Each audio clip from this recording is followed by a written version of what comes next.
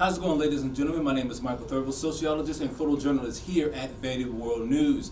We have again yet another special panel here. We have TRR. We also have, who are you, sir? Mark Woodhouse. And you, sir? Paul Jackson. Of? Cybervision Information He's got an organization too. Unified Inspirational Counseling. And you, sir? Once again, return. Reentry Resources. There we are.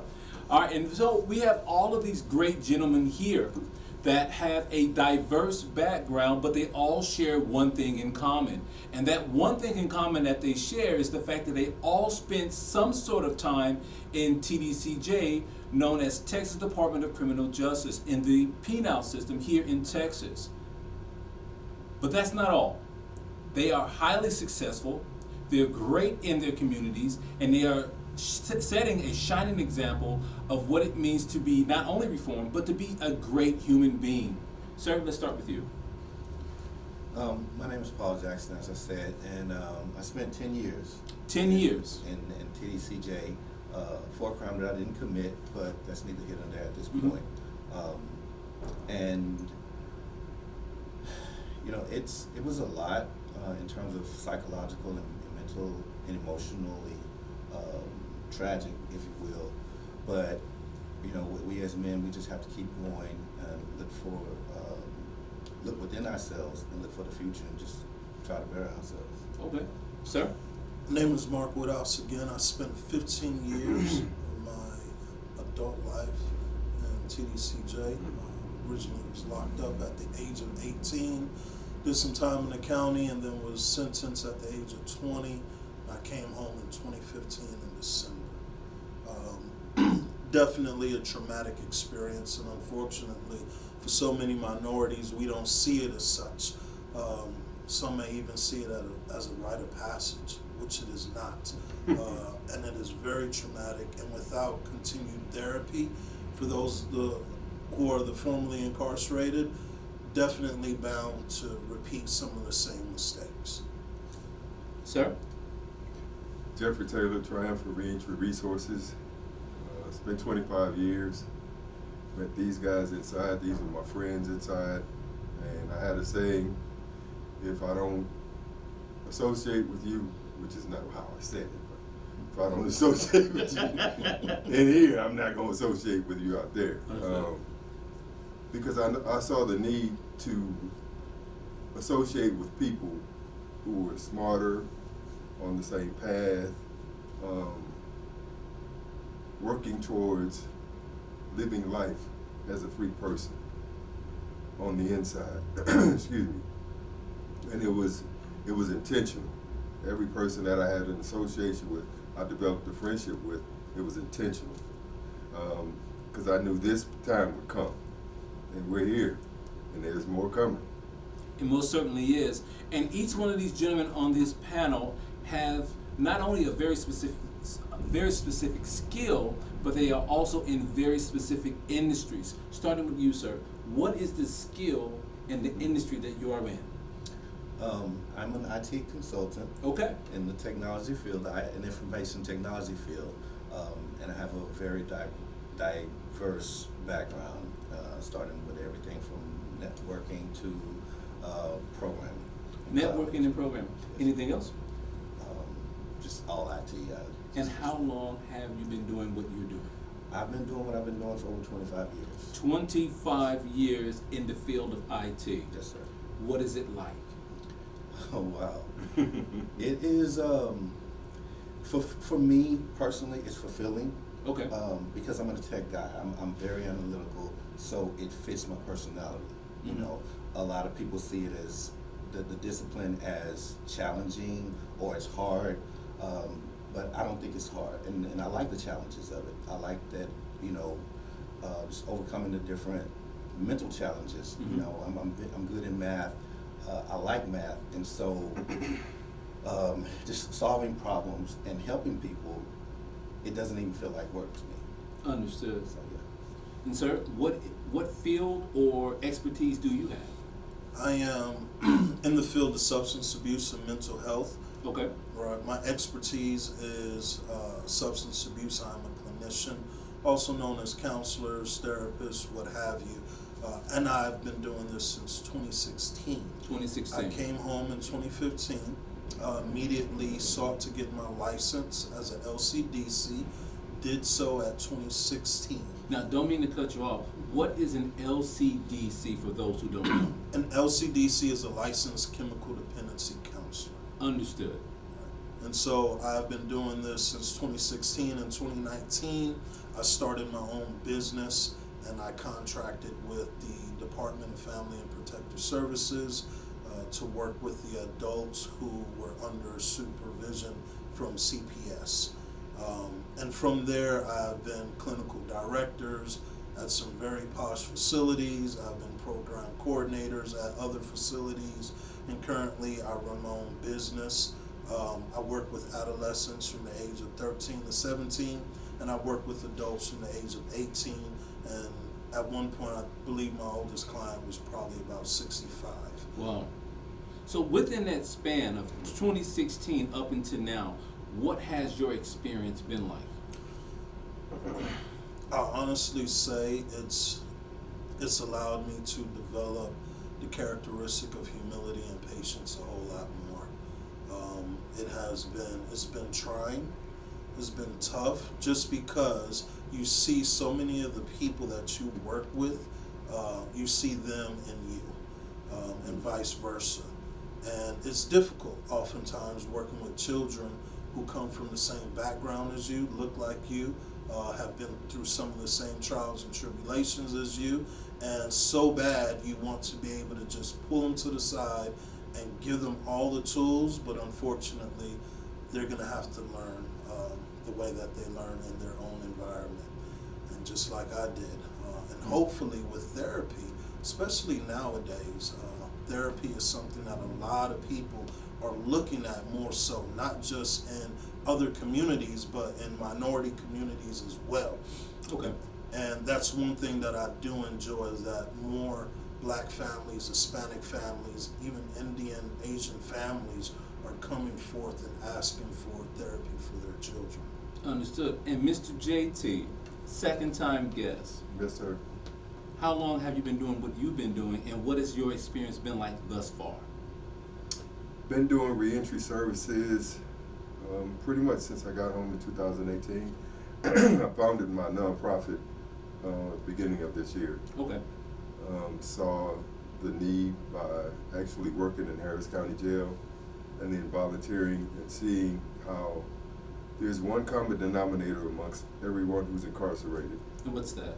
especially everybody who has addictions: trauma. Understood. Trauma is the root cause of why recidivism remains so high. Trauma is the root cause of why people can gain financial success, accomplish their goals, and then life hits and trauma wasn't addressed and they go right back to what they were doing. Understood. So once trauma is addressed, and that's my passion, to just help people. First of all, I want to make a difference in the system, Tdcj system. I can't go do legislation. I can't go and levy or lobby or do anything, but I can change people. Okay. If I change people, then I'm changing recidivism rate. Have you seen the rate drop once trauma has been addressed? I have 3 people now who they were in my classes in Harris County. Okay. They're not going back. Understood. And that's a success story, ladies and gentlemen. Out of the 4, because 4 have contacted me, 3 of them are not going back. 3 of them have been to TDC, not going back. 1, unfortunately, went back to the street. Sometimes you can say you're done, but you're not really done. Okay. Because they're tired. When you're tired, you get some rest, you get rejuvenated, you get your weight back, Mm-hmm. and you go back in the race. When you're done, you're done. What is a determining factor that serves as an indicator that someone is quote unquote done? Language. Okay. You hear the language. The language is indicative of the attitude. A made-up mind, the language is going to corroborate a made-up mind. Okay. When you hear somebody say, I'm trying, man, I want to, they're not done. When you hear somebody say, "I'm not doing that again," they're done. Understood. It don't matter what happens, they're done. Wow. Wise words, ladies and gentlemen. Sir, going back to you, what was the turning point? What made you say, I need to be an entrepreneur in the field of IT after, I'm assuming this is after doing time in Tdcj? No, sir. I was actually in the IT field before. Before? Yes, sir. Okay, so how, then the question is restructured. How does Tdcj play a positive and or negative role in the future of IT? Because I have to ask, Okay. right? And how you operate. Me personally, Yes, sir. for me, it wasn't TDC itself that played a part in me being able to come out and pick up where I left off, if you will. Okay. Excuse me. It was more so the favor of God. Understood. Excuse me. Because the system's not set up for someone like me. You know, the system does have the business information classes where they basically teach you Word, Excel, PowerPoint. Okay, but you were far well beyond that. Yes, sir. Yes, sir. Okay. And so, for me, you know, as I sit there and to piggyback on the question that you asked, JT, you'll see that intentionalism in a person, that attitude as he talked about, the walk, the action. Understood. And so, going in, I realized that, hey, if I just sit here and do nothing, I'll rot away. I'll become what I see around me. Understood. Okay, because again, there wasn't a whole lot for me.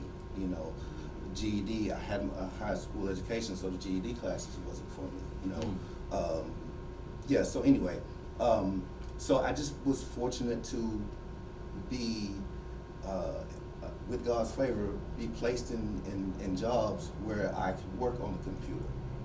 Okay, and so, and environments where I wasn't highly scrutinized, if you will. I wasn't highly oppressed at work in TDC. So I was given some freedoms to do some programming on the computer. Really? Well, in doing time? Yes, sir. Wow. Yes, sir. And so in different departments that I was working in, I would, to the extent that I could, I would automate the processes. Because, as these guys can speak to, just there's a lot of wastefulness in TDC. Waste, fraud, and abuse is the 3 words of the day. Absolutely. Yes, Yes, sir. Yes, sir.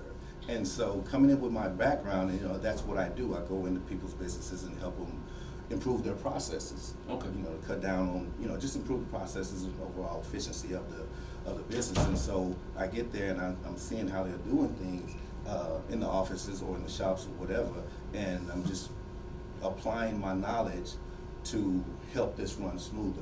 Question: did TDCJ give you any credit for the amount of work that you may have assisted them with as an IT professional? No, sir. I find that to be baffling. Is that, you know, society, TDCJ, and just really the penal system in general really wants people to change. At least they say they want people to change, but they don't necessarily give the incentive for them to change. In fact, they tend to take away the incentive and still expect you to change. Now, if I had a magic wand, and let's say I may have been awarded, and I had an inmate or an offender who was able to do what you've done, obviously you're a high value there.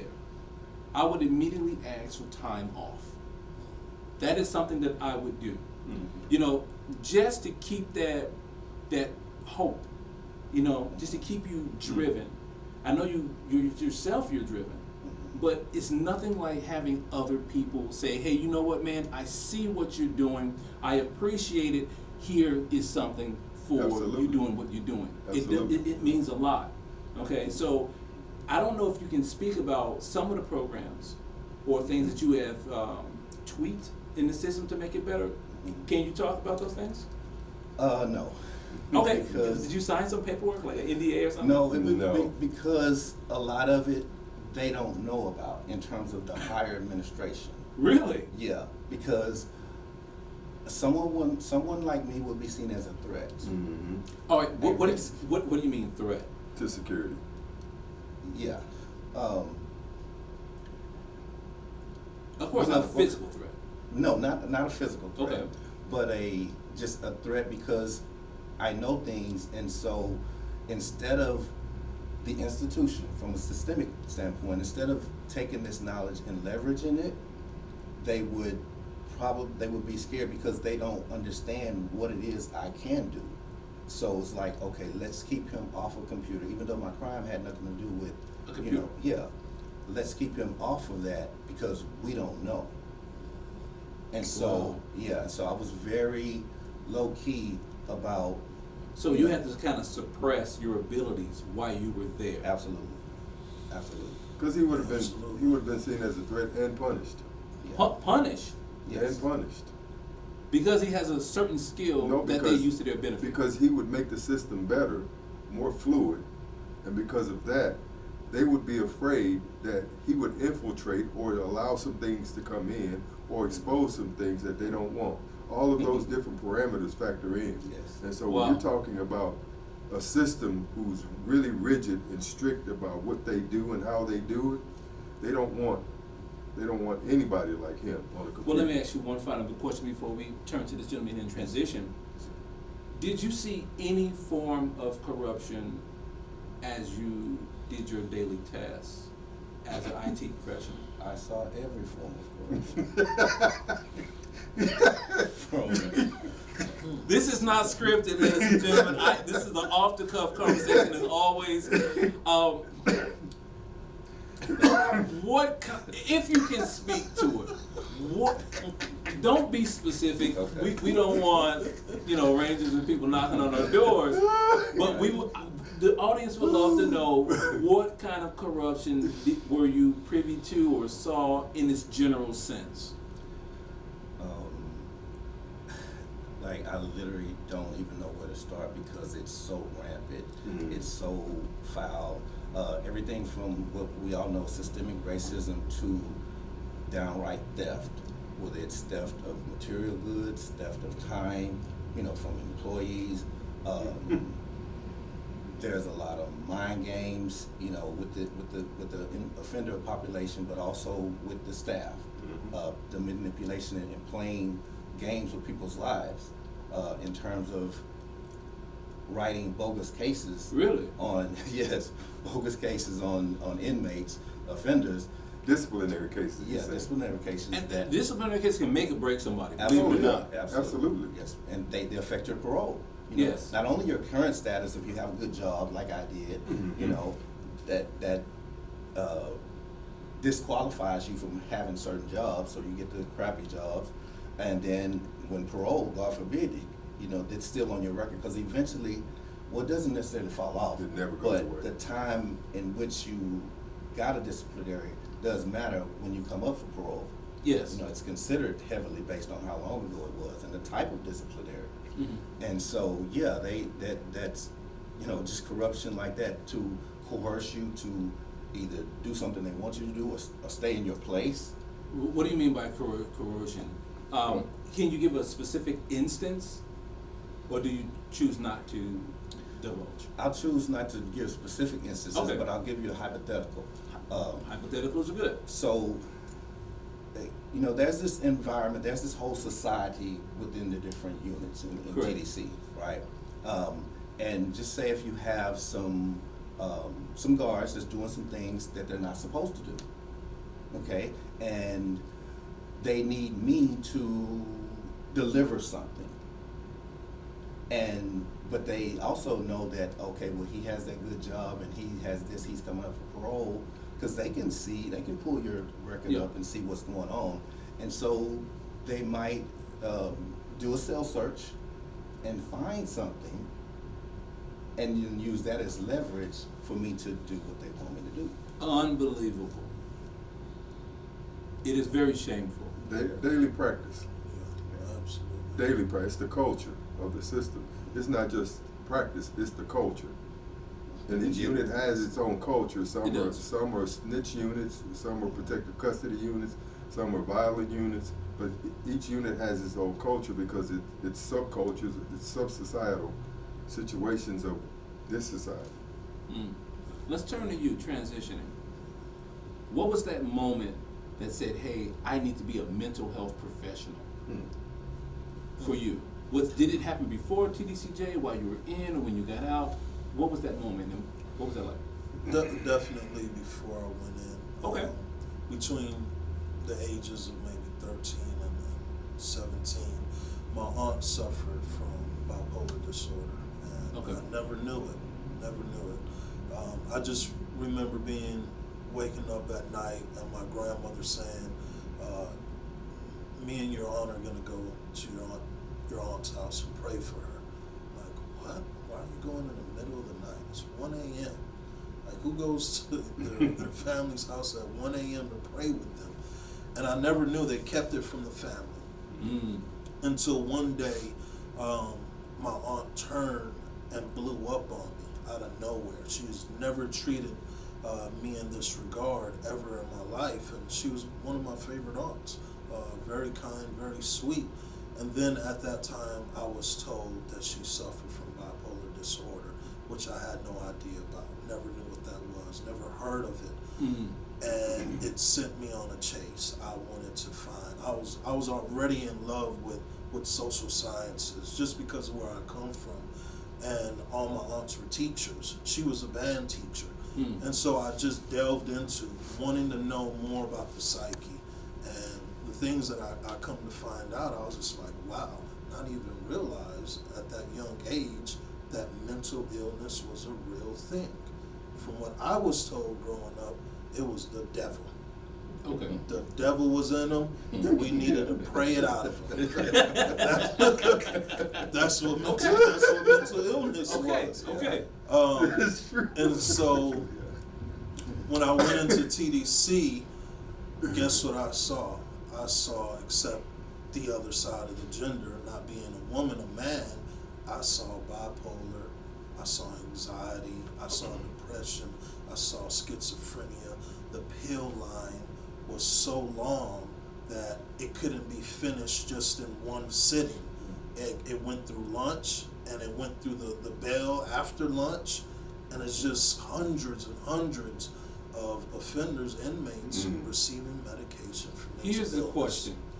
If offenders are suffering from mental illness, would it not be the right thing to do as far as locking them up in the fashion that they're doing? Like, yes, maybe a crime may or may not have been committed, but this person more than likely probably would not have committed this particular crime had they not suffered from any type of mental health issue. Right, so we can't stop that oftentimes. A lot of these things people are just born with. Some it's environmental, meaning the environment could have induced a certain type of mental illness. Okay. Or it was the substances they were using. Nonetheless, I believe that anyone in prison who suffers from mental illness found a way to cope with it. And the way that they were coping with it was not conducive for them. And eventually it turned on them, it turned against them, and they found crime as a means to help them cope with their own mental illness. And of course, no one wants to work with the aggressive person, or the person who isolates all the time, or the person who is seen as a drug fiend, a crackhead, a heroin addict, a meth addict. No one wants to work with them. Lock them up and let the institution deal with them. Just get them But off the the institutions streets. are not dealing with them, No, quote unquote. no. They're more just like housing them. Absolutely. What better method to allow the institution to house and not allow it to fall on the public? Would that be in line with the term abuse? Absolutely. It's abuse, neglect, and exploitation, all wrapped up in a big Because red type bow. there is a level of care that penal institutions are charged with.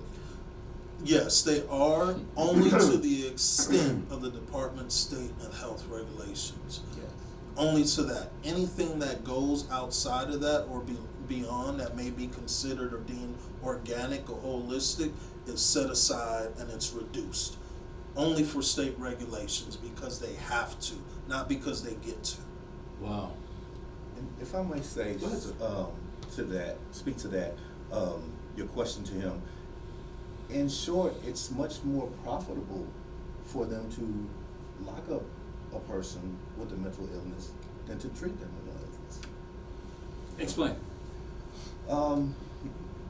So we tend to get away from or not realize just how profitable the system, the penal system is to our economy here in Texas or wherever. Okay. Okay. It is definitely, you can tell that a lot of decisions are financially motivated. It's not really about helping people or crime. That's why this recidivism rate is so high. That's why there's not a whole lot put into education, other than these sham programs to say, hey, we're doing something, but you're really not doing anything. Okay. Okay? And so, yeah, when it comes to mental health, these people need help. Mm-hmm. And they're just not getting the help because the resources aren't there. The legislature is aware of it, and the administration, Tdcj administration, is well aware of it. And not to put it all on the legislature, because I do believe that the legislature cares and they want to do something, but they're being lied to by the administration. The administration of Tdcj. Tdcj, yes. So so the numbers are skewed. So we're looking at anywhere from 13% and upwards of TDCJ offenders who are suffering from a mental illness. Do you think that's really correct? 13%? No, the numbers are drastically higher. What is the real number in you guys' estimate? Upwards of 75, 75%. 75%. Well over 60%. Absolutely. Yeah. Absolutely. So we're not necessarily a penal institution. This is just a lock up the people that may have some kind of psychiatric issue or something. This is mass incarceration for profitability. Right. Prison I like the way you said that. complex. Absolutely. Just think of it this way. I'll give you a really, really small example. Please. A town of 1,000 people, all 1,000 people are on medication. All 1,000 people said they're not going to pick up their meds for the next 3 months. What happens with that small town pharmacy? You close it down. They close it down. When you have a population of 13,000 inmates on a plantation within 50 miles of each other, and you have, say, 6,000 who are taking meds regularly, they don't have a choice to say, I don't want to take my meds. Their scripts will be filled every single day, every month, every year without fail. In your estimate, do you think that pharmaceutical companies are in on this particular ordeal? Most definitely. How so? Most definitely. Not in the sense of CVS and Walgreens understands that the prison industrial complex is a great revenue stream for them, but legislation understands, and the rules behind the DEA and drug enforcement and how pills are pushed across to other people, they do understand that the population of these prisons the revenue comes chiefly from a lot of the prescriptions that are going through there. For the prison that you spend time in, how many inmates would you estimate were on some type of form of medication? Out of 5,000? 5,000. Out of 5,000 inmates? Yes. I would say at least 19 to 2,000 of them, if not more. And that's just from what I saw. They keep us separated. Everybody is on a different building. So you may have 5 buildings, and the unit I was on, I believe, was 6 buildings. Which unit were you on? I was on Dolph Briscoe unit. Okay. So you had a dormitory, and then you had 4 other buildings, and then you had the 5th building, which was medium custody and closed custody. Okay. And so everyone is separated, so you don't oftentimes get to see everyone that goes to lunch, dinner, and breakfast. Understood. Right? And then when you're on the yard together, everyone's not on the yard together. Maybe one building at a time is on the yard together. So you don't even know how many people are even on the prison at one given time. You just know that it can house this many people. You know. I can speak to that because I was in jobs and housing locations from the lowest to the highest. Mhm. So I've gone from SAG all the way to what they call general population. Okay. The numbers are probably on the 5,000 man unit, probably 3,500. Wow. That's That pretty is accurate. substantial. That is very That's pretty substantial. That's a lot. Every single building, I don't care, because there are buildings, every single building, people are they're medicating because it's just a continuation of self-medicating. There is no treatment. So the lack of treatment, people are going to substitute whatever addiction they had because there's still trauma. We had trauma growing up, and then there's compounded interest trauma on the inside, daily. Wow. Yeah, absolutely. Daily. I'm talking about from seeing killings, from being in riots, to guards beating up on people, to I was on a unit where, and I'm not going to name the unit, I'm It's not okay. going to name the group, but they call themselves the Blue Bandana Gang, and they were a racist gang, and they would beat people up. They would This call is you up. amongst. This is in the prison. Okay. What were these offenders or? No, these are officers. Officers. These are officers beating up on inmates. You know, I don't really believe in censorship, and I do respect your position Okay, to how you not. want me to tell you this shit? Yes, I do because How I you think. want to hear this shit? No, I think it's not just me. Yeah. I think the world needs to know if they are operating in that kind of fashion, it goes against not only the quality of care that they are supposed to provide for inmates, but it also goes against the law. So here's the rope that you walk. Here's the tightrope that you have to walk. Mm-hmm. This is huge. We're talking multi-billion, Mm-hmm. not million, multi-billion-dollar industry. Correct. When you're talking about going against this animal, they will not allow any evidence to be seen. We can talk to these things because we've experienced them, but it'll be dismissed if we were to if we were to start addressing specifics as if we're just disgruntled inmates. Absolutely. Okay. Well, I don't. Go ahead. So, with that in mind, because we're talking about a system that promotes medication. We're talking about a system that promotes division.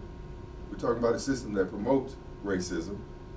We're talking about a system that promotes every divisive tactic there is so that the inmate population won't come together and start making a difference for themselves. So you got people who don't know any better, and let's say, for instance, it's us, just us three, and we start promoting positivity, and we start promoting self-control. We start promoting self-development, growth, progress. It will be within, if not the first day, the first week, someone will go tell the rank what we're doing. And we'll be called out. Even and if threatened. it's positive. Because it's positive. Yeah. Not even if, because it's positive. I've done this. I ain't talking about something. I've done this on a maximum security unit. That was my introduction to prison. Yeah. That I was my told, introduction. I told the brothers we were on lockdown. I was on the maximum security unit. We were on the bad side. I told them brothers, when we go to chow today, we ain't calling each other niggas, and we ain't gonna be loud, we ain't gonna be stupid. We walked down the hallway, and the guards were scared to death. What's going on? What are Okay, you so for talking them, about? they see a change and they think that something's coming It down scared the them. It scared them to Okay. death. Right. You see a certain behavior that's Mhm. displayed, and it's always displayed, Mhm. and it all of a sudden stops. Well, that's a cue for something. They know Mhm. something is going to happen. Just as if a storm was brewing, Yeah. and then the storm all of a sudden stopped, the population would think, oh my God, something worse is Mhm. going to happen. It's the same instance, and he's absolutely right. My first unit was Marshall Formby, a transit unit. And when I was placed on this unit, I was really taken aback by a lot of the brothers, that I encountered. And of course, like anything is segregated. And it's not to put myself on a pedestal or outside Right. of my own community, Right. but I couldn't fit in. I was unable to fit in. Yes, I was affiliated with something, but I still wasn't able to fit in with everybody else. Understood. And so when I realized that there were conditions happening in the place, I brought a lot of those individuals together and I said, look, we need to write grievances.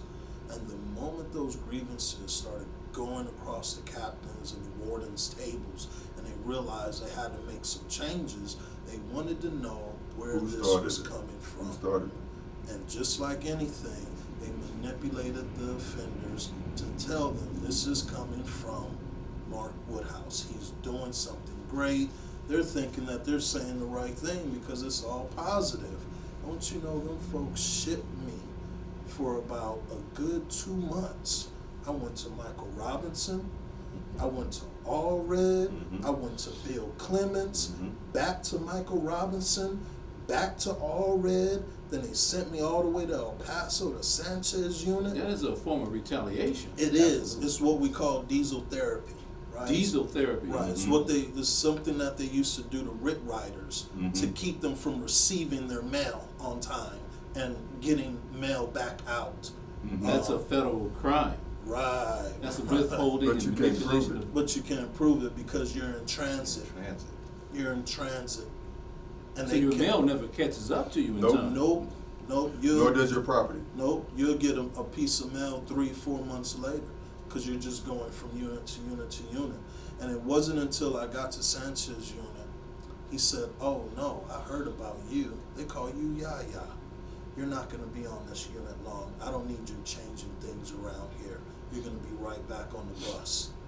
And I kid you not, the next day, I was right back on the bus. They sent me back to Michael Robinson. And then a month later, I stayed in transit. I was never in population. So I did not get all of the amenities of going to rec, receiving physicals, going to medical like everybody else. You're not supposed to deprive you of such. I was deprived of all of that because I stayed in transit. Yeah. I was Absolutely. considered transient status. And so finally, after about 4 or 5 months of that, my family got involved. And that's when they sent me to Dolph Briscoe. Wow. Yeah. Let's transition out of TDCJ and let's talk about something very special that we talked about before you came. Okay. As a sociologist, I'm very familiar with W.E. Du Bois, whose monumental discovery on double consciousness takes hold. Double consciousness for black people, black American people, states that black people must be aware of the fact that they are black living in America at the same time. But you guys here are suffering from what I'm coining a triple consciousness, where you are dealing with the fact that you are aware that you are a black American and that you are living in America and that you are now dealing with the stigmatism that comes from being imprisoned. How does that work? How does that work? Yes, how do you deal with that? How do you negotiate that? And what words would you give to other people that may be considered an ex-offender that are dealing with that right now? Yeah, I would definitely say in coming home, if you will, you have to be intentional. You have to be very intentional about what it is that you want to do, where you're going, who's going to help you get you there, and how you're going to maintain that.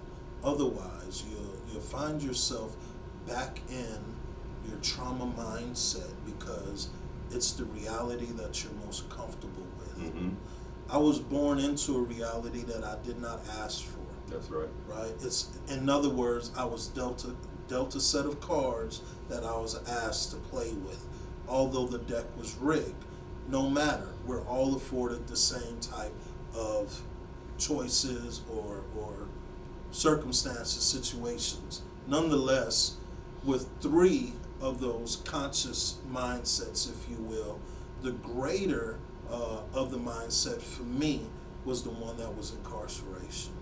Okay. Because, and I say that because from the age of 18 to 34, this is where I was. I didn't know anything else. I didn't know anything else. And now I'm home, not realizing that this, the third that you mentioned, is so great that it will deprive me of certain housing, it would deprive me of certain jobs, and in my field, it will also deprive me of certain licensors. Yep.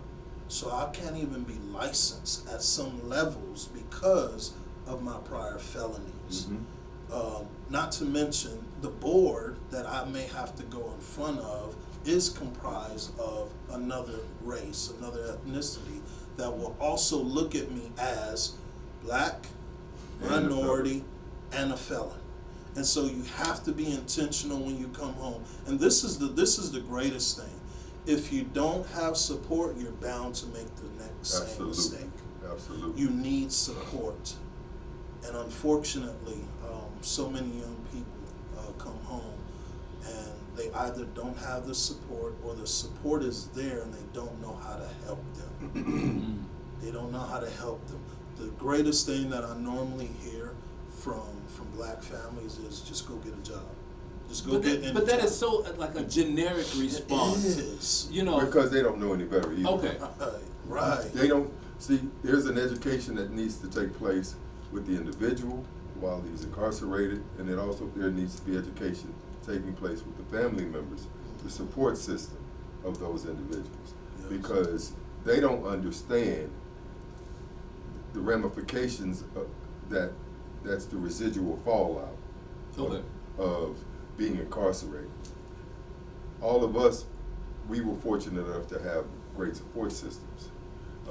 That's why this Triumph for Reentry Resources exists, because I know there are so many people who come home who don't have resources. They don't have a community of people who come home who can identify with the triggers, the things that are going on psychologically, the self-esteem issues, the doubt issues. You're talking about somebody who went to prison when they were 18 and came out at 34. You know, well, there's still some 18-year-old in him when he came home. Oh, absolutely. There's still some 29-year-old when I went to prison, came home at 54. There's still that age of person. You understand what I'm saying? Yes, sir. Prime gone, 30's gone, 40's gone, almost mid-50s. Intentional.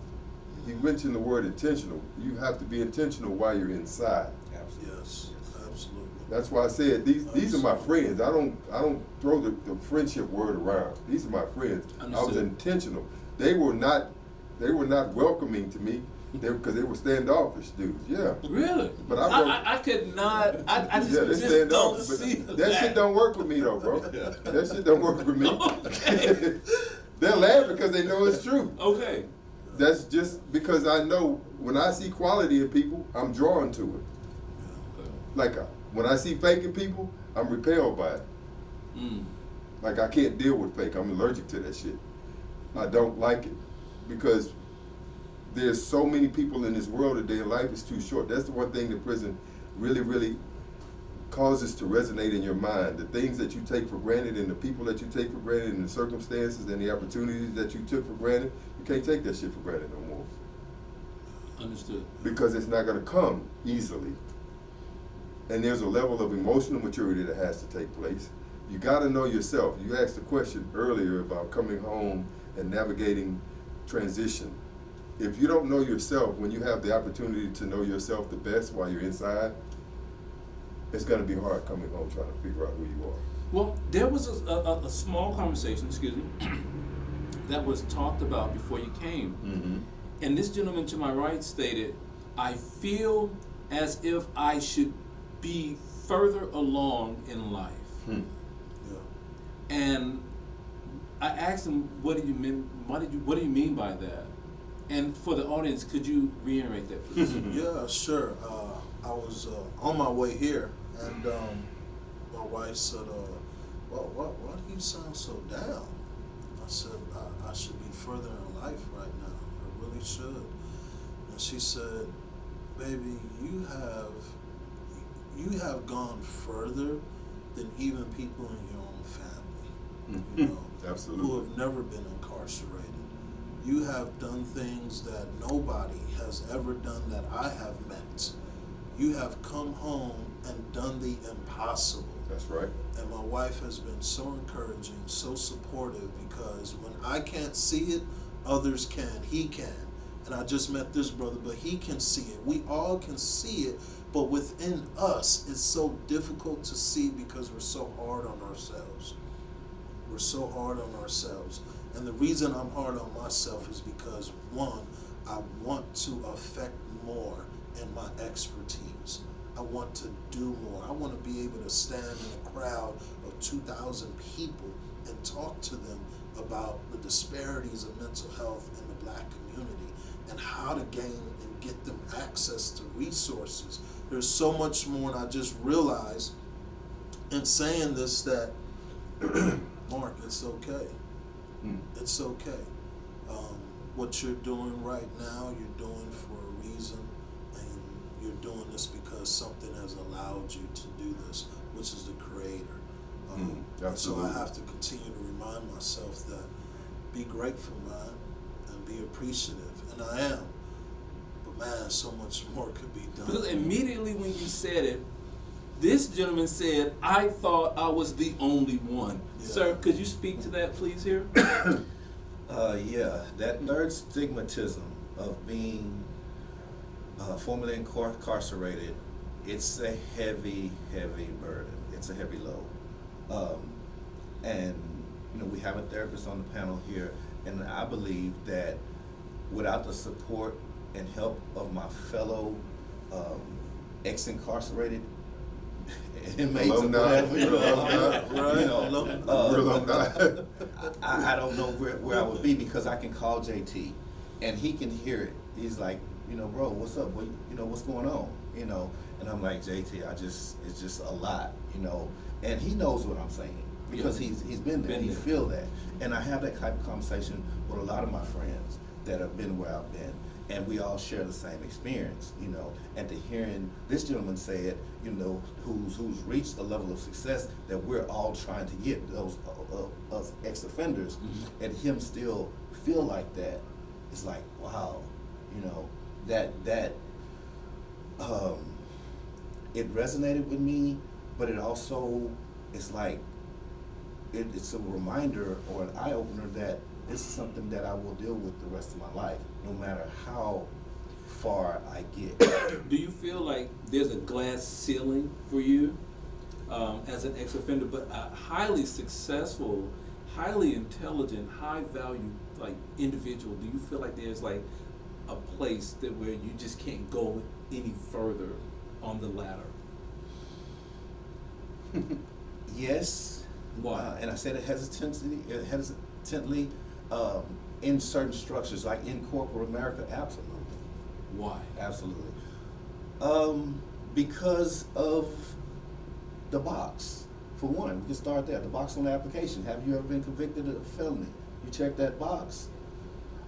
You know, whether you check it or not, they're going to run a background check. Correct. You know, and so there are certain positions, even in IT or whatever this was in the corporate structure, that are not just going to allow you to reach that D level or that C level. Okay, so more discrimination really is, again, Yes. I think a lot of times employers, they fail to understand how much they actually discriminate on people. Oh, When yeah. I sit down and talk to an employer, they say, I can't find anyone. I can't find anyone. I look at them and I say, yes, you can. You're just not choosing. You're not looking in the right place. You're not looking in the right place, if you're even looking at the place at all, because they got AI reading these applications. Yeah. So there are tons of people that want to work, who are highly qualified, like the gentleman sitting right here on this panel. And you know, I'm just saying. So there's a reality of what Paul is saying that resonates. Mm-hmm. But I'm just one of those people. You're not gonna tell me what I can't do. I don't give a shit what you say. I'll create it if I have to, and I'll get all of the people whom you felt like couldn't do it to do it, and we'll have our own community, and you'll have to come to us.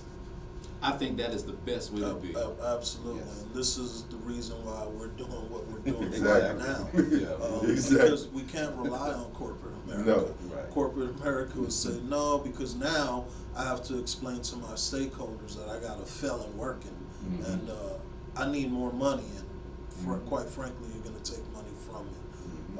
And I've heard when I've tried to apply when I first came home to different treatment centers, I had a treatment center tell me I have to explain not only to the Department of State Health Services, but also our stakeholders that I hired a felon.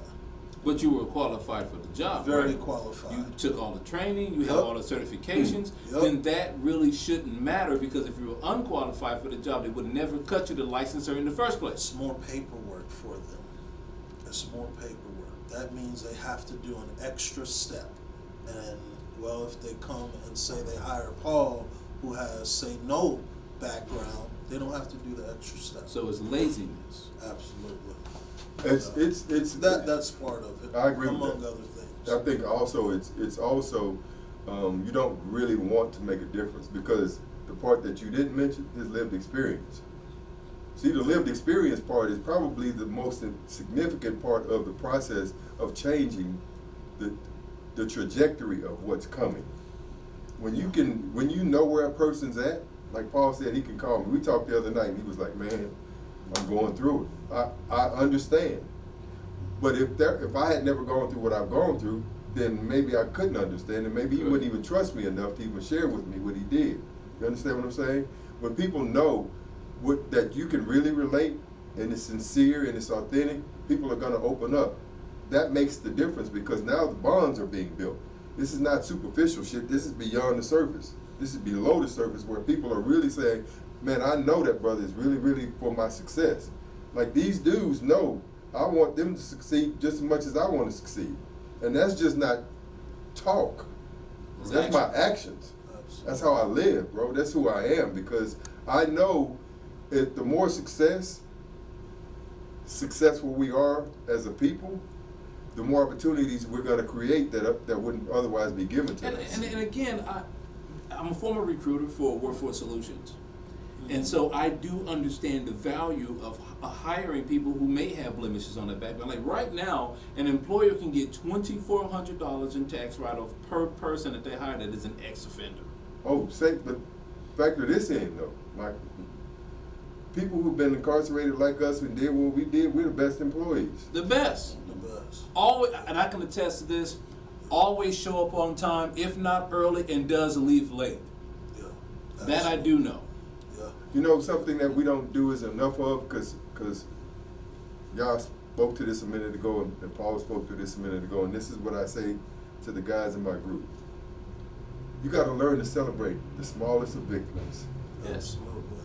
Because we can fail at something and we start beating ourselves up, and then those who watched us fail will start having a pity party or a self-destructive party, or we hate JT gangs, and you're gonna get a bunch of members in it, and I might even join the party. Now everybody's on we hate JT, but ain't nobody gonna be in that party when I succeed in the smallest way.